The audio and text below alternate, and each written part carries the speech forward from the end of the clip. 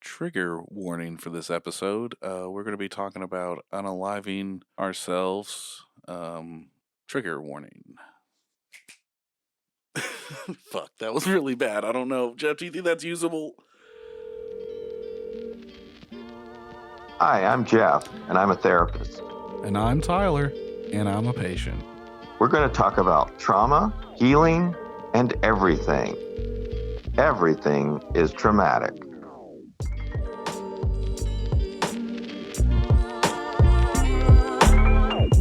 So before we get started, we want to give out a very important number, 988.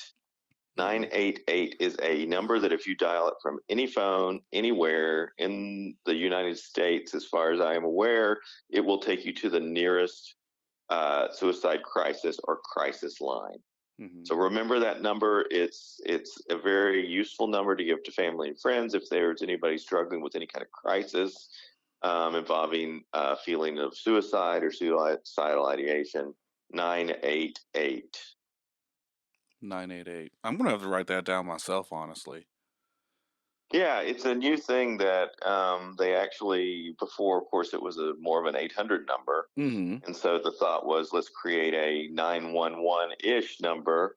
You can also call 911 if there's a person in your life that you're afraid is going to cause themselves harm. But 988 is something that will get you to the nearest crisis center.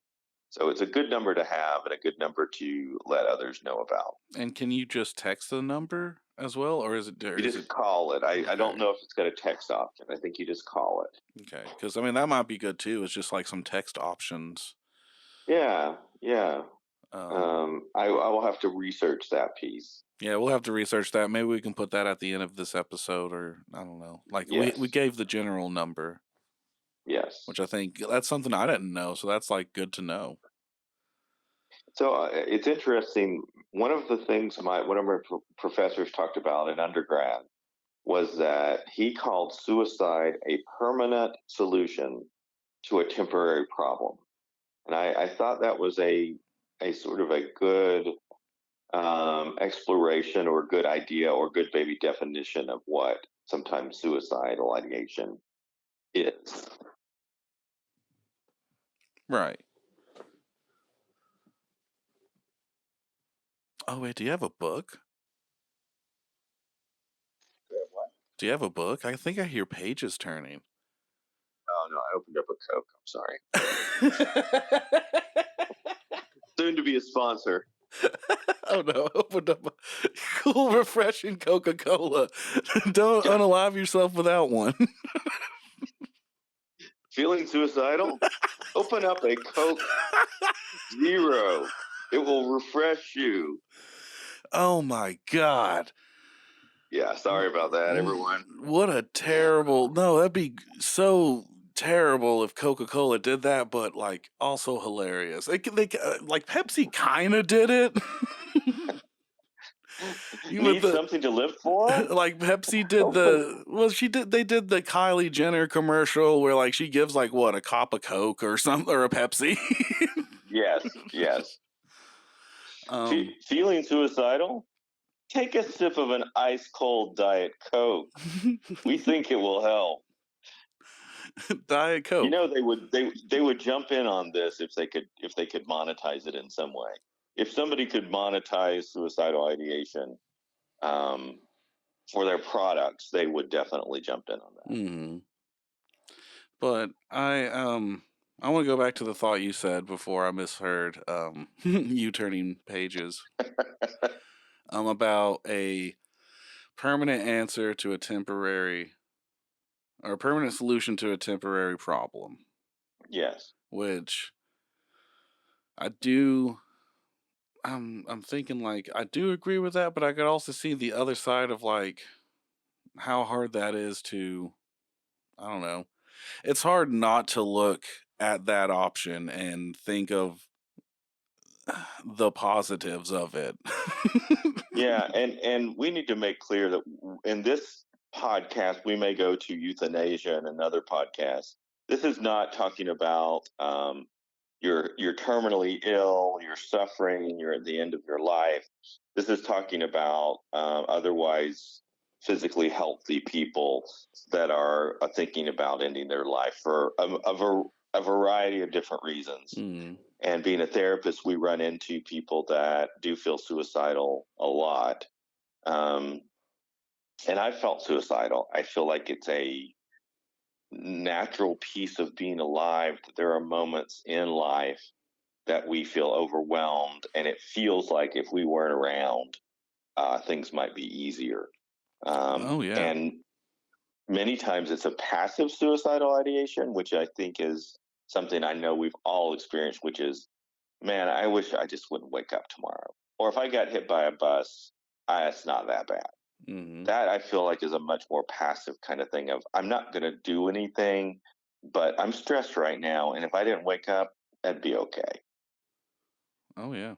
No, I definitely agree and share those thoughts. I mean, hopefully my therapist doesn't listen to this, but Well, and I think, again, when a client says that to me or a person, that's one of the first things I ask is are you think do you have a plan, or is it something like, boy, if you died while you were sleeping, you wouldn't mind that much. And hmm. so that to me is not as concerning as if somebody has a more developed plan of this Yeah. is what I'm going to do and this is how I'm going to do it and this is when I'm going to do it. The more detailed the plan, sort of the more concern sometimes I've had. Hmm. I mean, yeah, I've never had like a plan necessarily, but um, I've definitely had the thoughts, and I think I could see in a way that smoking for me was like my long-term plan Mm, of yeah, trying to unalive myself. yeah. We do all kinds of things um, that are dangerous. We eat the wrong foods. We drive too fast. We go skydiving. We smoke. We drink things that can harm us. And some would say, some psychological theorists would say that we are sort of running this tightrope of life death, kind of that middle line that makes it more exciting, maybe to tempt death, maybe. Oh yeah, to live a Although I don't think, little. yeah, I don't think that people are jumping out of airplanes are necessarily suicidal, but there is a possibility, although a minor one, that you would die from that activity. Hmm. I mean, and with that, like, there is a greater chance that you could die from anything. You can die from just sitting on the couch listening to a podcast. You could die Yes. at any moment. So I definitely agree that we are kind of walking that rope. It just kind of depends on how far we lean to one side or the other. Because like there's little things you could do to kind of like I don't know teeter. You don't want to. I don't know. You don't want to go too extreme. That's why I'm like terrified of motorcycles. Like that just seems like you're Mm. so scary to ride a motorcycle. I don't know. That I'm getting off topic. Yeah, I mean, motorcycles.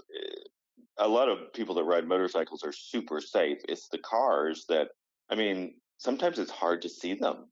Hmm. I mean, you can hear them, but sometimes like they'll drive in between cars, which might not be legal, but you'll be stopped in traffic and they'll be going down. And I'm just thinking, if somebody opened their door, there'd be a cleanup on aisle 5. Clean up on lane two.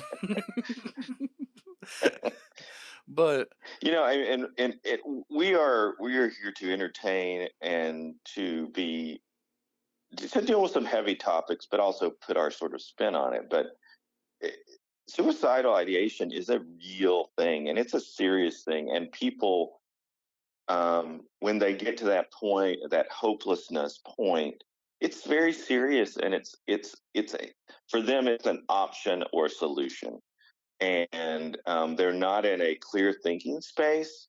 But at that moment, when they're thinking about this or attempting this, it's an option that is in their mind a solution for so many different things, and so it's a serious issue. That I mean, the suicide rates are pretty high. Um, in the country, and young folks are part of that group that are have high suicide rates. Yeah. I mean, we've just lost a lot of hope. Well, reach into the fridge and get you out a cold Diet Coke, and it will bring back some hope. The fizz will bring back some of that hope Oh that you had been yeah. missing. Are you telling me this is the cool, refreshing taste of Diet Hope? Diet Hope, Diet yes. Hope. It's not realistic with only 50% of the reality. Now with Prozac.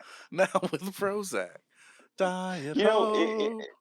I'm surprised there has not been a drink, a beverage that contains antidepressants I or wonder, anti-anxieties. maybe this It is the seems like that next. would be the next phase of just let's just mix it all together. You like Pepsi? You like Mountain Dew? Yeah, have some Prozac in there. We'll throw a little Valium, a little Prozac in there. It'll take care of either side. The first antidepressant soda. It will make you gain double the weight, Yes, but you won't care. but it'll only cut half your libido. It's fine. Double the sugar, double the Prozac. Diet Hope. Oh. Oh yeah, I mean, yeah, No, it is really sad, and like, I mean, I've had a lot of friends that have definitely contemplated it, and some of them have like carried through to it and luckily survived. It's just it's hard because the thought, for me anyways, like the thought is always there, but then like yeah, it's always thinking rationally, and like I know a lot of people use the like how it affects others to like train of thought, which I do um subscribe to an extent. I mean, I'm also realistic about it. Like sometimes the hurt just like overpowers that thought of like fuck my loved ones. I just don't want to be here anymore. and a lot of people, when they are feeling suicidal, they feel like they're a burden anyway, and so it's Mhm. like I'm not only a problem for me, I'm burdensome to them. They would be better off without me. So it feels selfish, but when they're in that moment, they are feeling like they're fixing the problem for everybody. And Mhm. so you can use the well, what would your family think? And that's not a bad way to go, but they may just say, they're going to be better off. So this is a solution for all of us. Mhm.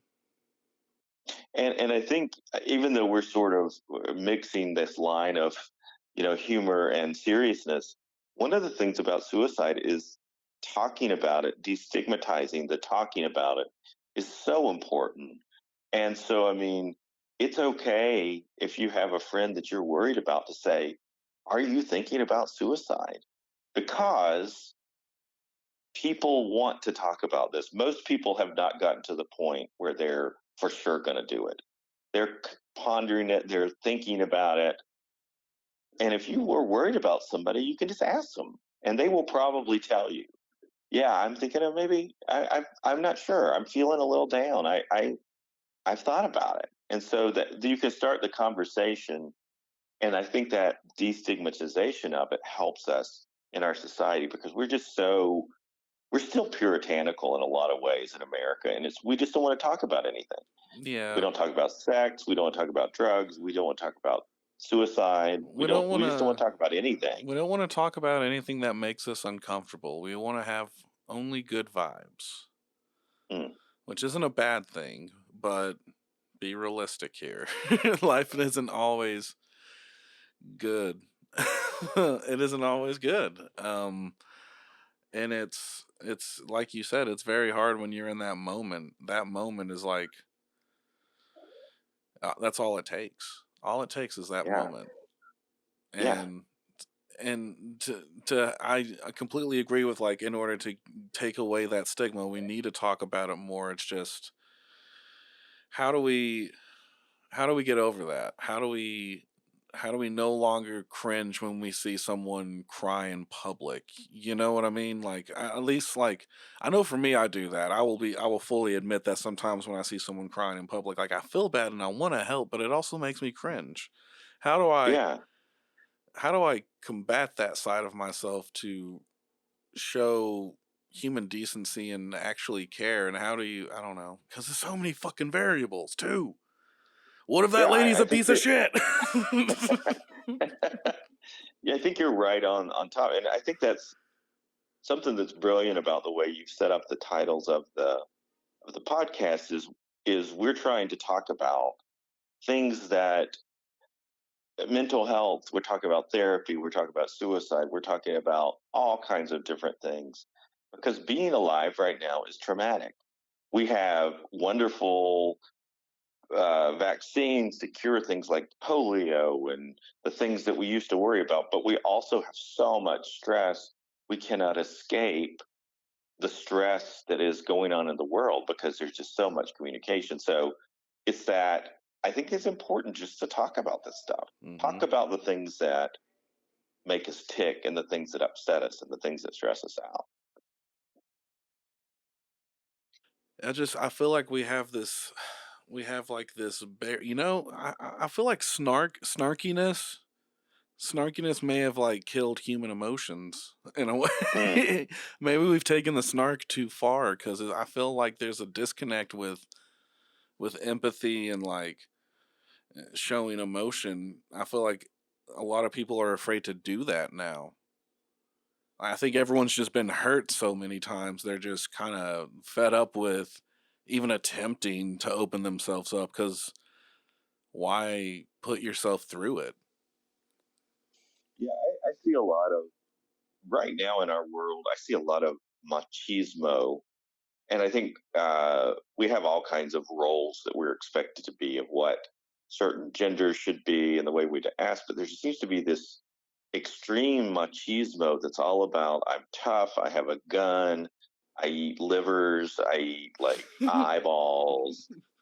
I like walk around with my shirt off. I don't wash.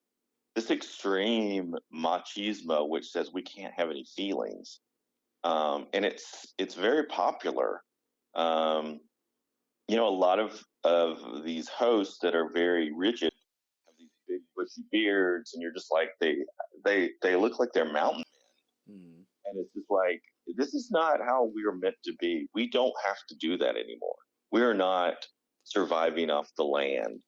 We can go to the grocery store, get us a Coke and a refreshing Diet Hope soda. um, we don't have to hunt for our food anymore. And so these machismo kind of things that we used to maybe need, they're just not that useful anymore. It's just really trying to grasp back to what is considered quote unquote a simpler time. Yeah, it was a different time, but like people still had emotions. Yeah. Like they just didn't express them as well. So they did kind of like would go out back and fucking and chop some wood instead of like Yeah. Yeah. instead of talking to their wife about some miscommunication. you know. Um Now we chop wood virtually. yeah, now we just go to fucking Minecraft and we play We God. make wood. Yeah, I mean, we don't want to get too deep in this, but it really seems like there is this as the world gets more complicated, people are trying to simplify it by being this is what men are supposed to be, this is what women are supposed to be, this is what age you're supposed to do certain things at, this is what religion means, and all these very black and white answers. And I think that's to try to make all this complexity more simple, but it doesn't take away the complexity. It just ignores it. And when you ignore the complexities of things, you don't fully understand it. You have a one-sided understanding of the subject. When you shove down your emotions, when you shove down anything into your unconscious mind, it's going to come up. It's going to come out. hmm And so it's not a solution. And we do find many very machismo kind of people committing suicide. And I think it's because they are not able to deal with the reality of that, what their feelings are, what their, even if they're not committing suicide, they're having heart attacks, they're doing all these things, they work themselves to death. This macho image of you work all the time, you Mhm. eat steaks all the time, you just, gargle with butter. It's just this What? craziness. Wait, what? What was that last one? Gargle with butter? Gargling with butter. I don't know if that's a thing, but if it's not, it should be. I have to look more into these muscle men if they're gargling butter. I could They're do that. butter gargling. They're Have you seen butter. the Liver King guy? Yeah, yes, yeah. Yeah, that eats the, like, I'm eating the testicles of 12 bulls for dinner, Well, what the fuck does and that it's get just you? like, I don't know. I don't want to eat bull testicles. I mean, I'm not against anybody that likes bull testicles, but it's not something I really want to eat. Look, if you like bull testicles, that is fine. It's just I don't see why you got to be all snooty about it, Liver King. It's very important that you have a refreshing cold soda with your bull testicles. Perhaps a diet hope. Diet Coke. That could be on our t-shirt. A diet hope. I would. I love that. Yeah, diet hope. So shirts coming soon. We're gonna sell the shirts so I can get the cardigan. Oh yeah, we need to deal with that. We need to have a whole episode about the cardigan. Well, maybe. Sort of Yeah. a telethon. Oh, I thought about that too. A telethon for the cardigan. Yeah. It Anyways, wouldn't take long, but no. yeah, let's move on. Let's move forward. It wouldn't take long. I would call this very minor suicidal ideation in my life that I've had once. And it was when I was in high school and I had a breakup, and it was miserable. Of course, anybody that's gone through a breakup knows it's miserable. And so I think I took like 8 sleeping pills. And so the idea wasn't, I don't think I really wanted to die, but I wanted to sleep a long time.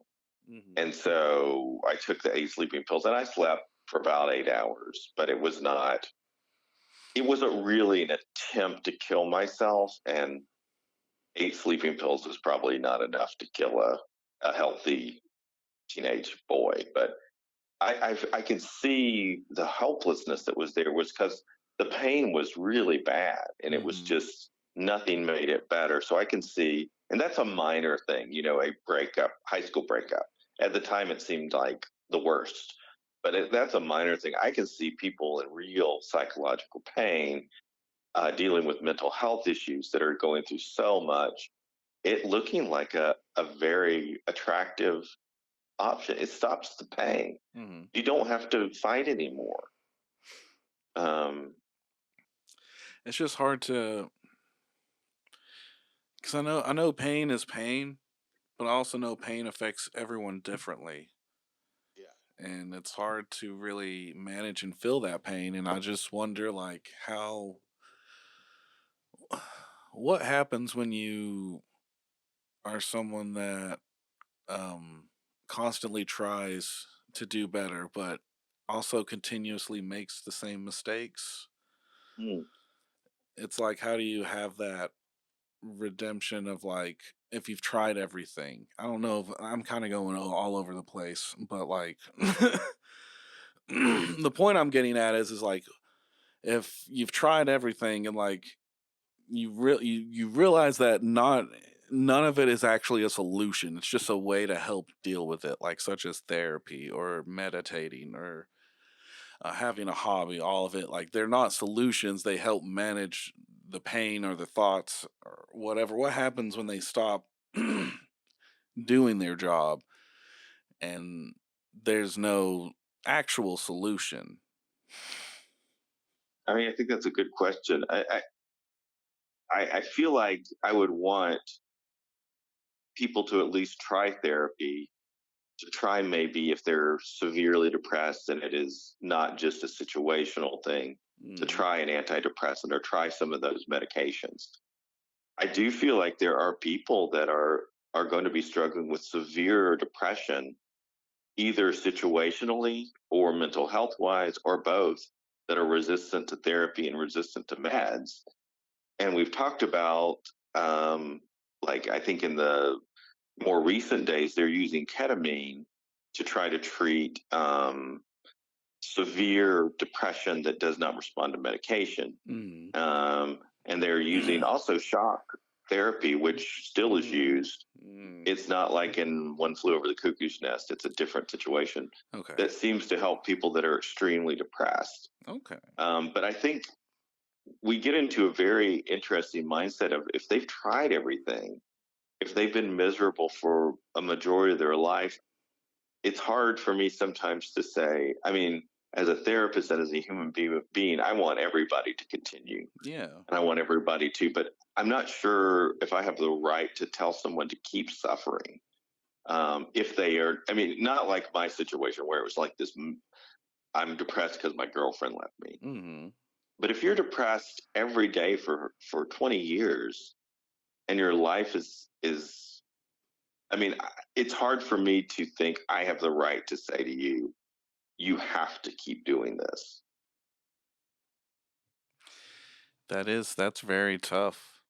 Because I mean, you can't control someone else's life, but I wouldn't say that you have to do this. I would maybe this is wrong, but I would suggest it because I think you're trying to find a solution when you need to find something that instead of trying to find a reason to keep living, find a reason that makes you feel alive is what Yeah, I have found works for me. I think that's a really good point. I constantly struggle with the thought of it and I haven't made like any attempts, but like the thoughts have been pretty heavy enough to where I have very strongly considered it, but I'm trying to have more of an outlook of like these aren't the reasons I this isn't these aren't the reasons that I should unalive myself. I need to find something that makes me truly feel alive. Mm. And what makes me feel truly alive is talking to people, talking to Mm. friends, making something, recording the podcast, writing a song. I love the whole idea of creativity being a piece of something to just give yourself a little bit of a spark, any kind of art or any kind of communication with others, or those are things that may not take away the pain, but they do give you that momentary release and I'll tell people, they're like, I want to sleep all the time. It's like, and some people they don't have a job or they're in a Mhm. situation where it's like, well, sleep all the time for a while. It's okay. Don't beat yourself up for sleeping all the time. Yeah. I mean, it's okay to, so they're like, I just sleep too much. It's like, well, does it help? Yeah. I don't think about it when I'm asleep. Okay. You know, it's sort of interesting. And we will say this before I say this. I do want to throw out the 988 number again. So, again, people are listening. 988 is a number you can reach out to if anything triggers something or you just feel like you need to talk to somebody. But since I work at a college, people will come in and they'll say, do you have to report if I'm using pot? And I'm like, no, I don't. And so I'm not advocating using pot, but some people do utilize um, pot or Delta 8 or Delta 9 to help them with their stress or depression. I'm not a doctor. We're not recommending people do that, but um, you encourage people to find solutions. And if something helps them, we don't want to take that away. I don't want to take that away from them. And so I say, like, I don't have to report anything I unless mean, you're going to tell me you're going to hurt yourself right now or you're going to hurt somebody else right now. mhm. You can see the relief. It's just like, okay, yeah, I smoke pot all the time and it helps. I mean, It's like, yeah, okay, great, yeah. great. Coming from like a lower class household, like just growing up in that broken home setting, like that was the way to help deal with the trauma. Yeah, Was to smoke, was yeah, to decompress. Like that was sometimes the only way you get through it, yeah. honestly. And like I even look back and like most of the trauma I went through, a fucking raw dog that. That was fucking raw dog life sober. What the fuck?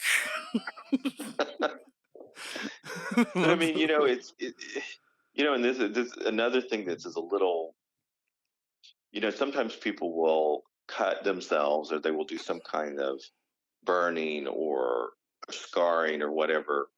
Again, a behavior that we want to find other options for, Mhm. but it's better than uh, suicide. And so sometimes people will say, well, it helps me. It releases the pressure if I cut.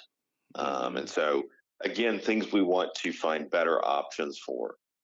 One of the things I love, I think that people with that had been cutting or whatever might use tattoos, they might use piercings, they may use things like that Ooh, to that's get a the same effect. yeah. Now, the problem is it's expensive, but they'll go get a big tattoo. And so they're getting hurt. That pain is that they feel something, they are getting the endorphin rush. And so it's like a healthy, totally safe way to deal with something you might have done that might have been maladaptive. It's a totally acceptable and healthy way to do that. Mhm. I didn't even think about that, but what a great, like, solution for that. Yeah. But it is expensive. Yes. It's kinda hard. It's kinda hard to maintain that. Sorry, I have my cat, I don't know if you can hear him, fucking neighbor decided to come sit next to me. Do you hear him? No? I can't hear anything else. No? Okay, then that was dumb. We might cut that. Get your butt out of here, dude. Come on. You can sit next to me. Sit next to me. We're talking about unaliving ourselves, kitty. Sometimes you make me want to do that. No, he doesn't. He's a sweet baby. I don't know this. I'm not a veterinarian or a biologist, but I wonder if animals ever kill themselves. Um, I don't think so. But, because I mean, maybe I feel like suicide's like a conscious concept. Like animals, their instincts are to like eat, poop, Yeah, their kill. whole it's wired to survive. I mean, yeah, we Yeah. are too, but we have that ability to We have that ability, contemplate yeah, different levels. to question it. Why to survive? Yes. Which That means, question, why? Why are we here? Animals are just like, I'm just here. yeah, which Pet me. fucking God bless them because they're more in the moment than we are. Yeah. But They're very, yeah. that definitely helps with like maybe not wanting to unalive yourself or the cats. I feel for The me. cats, it gives you something to live for. I think a lot of people that are struggle with mental health issues or depression have animals or Hmm. anxiety. Um, if you could somewhere put a cat purr in a pill or a dog wagging tail in a pill, I mean, those things are so soothing. Hmm. Um, That's very true. Yeah, I mean, God, that should be some ingredients in Diet Hope. Prozac, Diet Hope. Yeah, Diet we've gotten Hope. to the point of the talk where we want you to remember that if you're thirsty and depressed, reach in the fridge right now and get you out a cold Diet Hope. Now made with kitten purrs and dogtail wags and 5,500,000 milligrams of Prozac. So, You know, I've always said because I am super addicted to Coke, Diet Coke, um, and I'll drink any.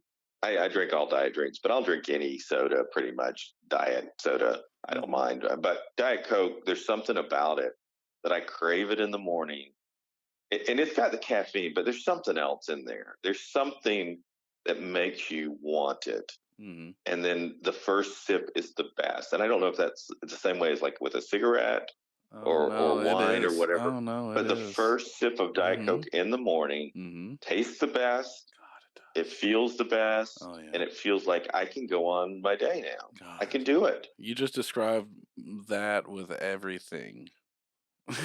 Every vice. Mine would be Diet Mountain Dew, which I know is like just liquid battery acid. But God, Yeah. first sip in the morning, oh my God. Now I've quit drinking soda too, so I miss that first Diet Mountain Dew What in the morning. But what are you now drinking in the morning then? now I mean coffee, Yeah, water. coffee has people are addicted to coffee too, but I coffee yeah. has some beneficial pieces to it. it's not just chemicals. It's actually a thing grown in the ground. Oh, I'm definitely addicted to coffee. Um, Coffee, I'm trying to drink more water. I'm trying not to drink soda, but I do miss it. It's like there's no quality of taste life anymore. I wish I could sue someone over it. Like, if I could Yeah, sue Big Soda for fucking taking away my quality of taste life, I would. big soda. Um, I think you have a good point there too, though. I mean, taking care of your body and your brain can help with depression. It can help with those kind of things. Exercise is a huge thing that helps people. Mm, Eating better helps people. Getting enough rest. These are things that people are using to get better. Saying no to other people when you don't want to do stuff, not mm-hmm. feeling responsible for other people's problems. Yeah. A huge thing, just realizing you have no control over those other people or how they feel or what they think. Mm-hmm. And those things, letting go of those things can be very helpful, but those are hard. That's hard to That's let like an go. everyday battle, just Mm-hmm. like not using Diet Coke or not smoking or not drinking coffee. Those are daily things you have to do. And then when you feel really bad, it's harder to do those things. Oh, absolutely. And like, I mean, everything is fine in moderation, but it's especially hard to let go of the things you can't control because you want to control them. Yeah. We all so desperately want our plan to go accordingly, and like it needs to follow this itinerary of goals, and that's just simply not what life has in Yeah. store for you, because all it takes is one moment, one thought that's like, all right, I think I've reached the end. And it's hard to get out of that mindset where you feel like you're truly done. Like it doesn't matter what anyone has tried to tell you, what there is more to live for. You feel it that I'm ready.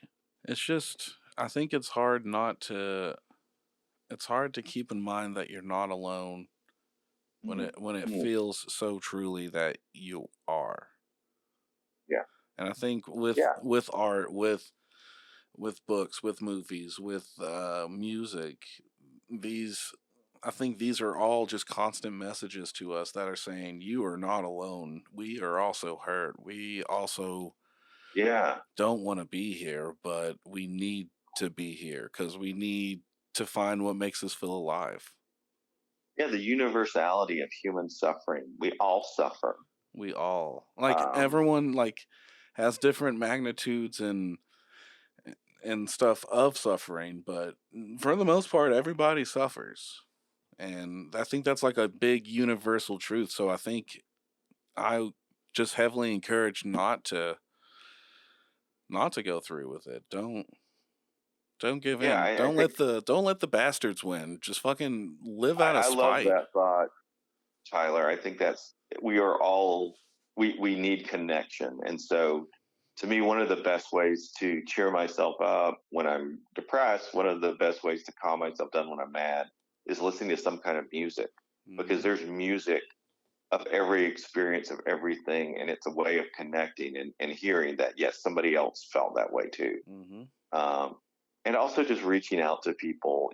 Hopefully everybody that listens to this podcast has somebody they can talk to.